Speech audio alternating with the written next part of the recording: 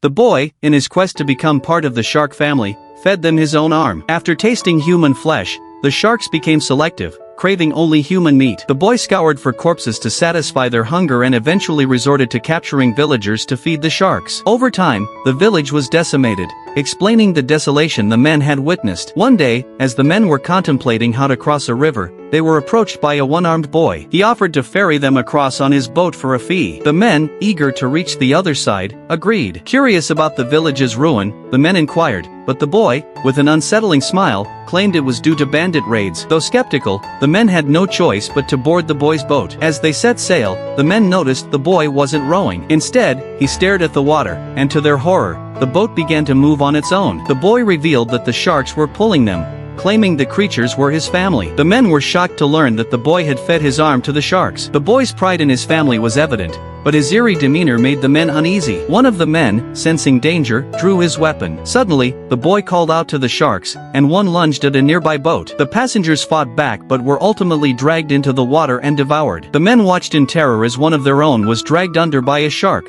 which then presented the boy with a severed hand. The men prepared to strike the boy, but a shark attacked, biting one of the men's arms. The boy casually leaped onto a shark's back and swam away, leaving the men surrounded by the ravenous creatures. The boy taunted them, saying death was all that awaited. Desperate, one of the men tried to paddle away with a plank, only to be attacked. The group resigned themselves to their fate, but the boy had an idea. He tied himself with a rope, dove into the water to lure the sharks, and the men armed themselves. As the sharks closed in on the boy, the men pulled him back aboard and struck the sharks with their weapons, successfully killing them. The men quickly fled the area, leaving the boy behind. Later that evening, the boy found the dead sharks. As he mourned their loss, the men emerged. They hadn't left but had instead chosen to ambush the boy. Persuaded by the boy, the men decided not to kill him outright. The boy, looking at the dead sharks, shed tears of regret.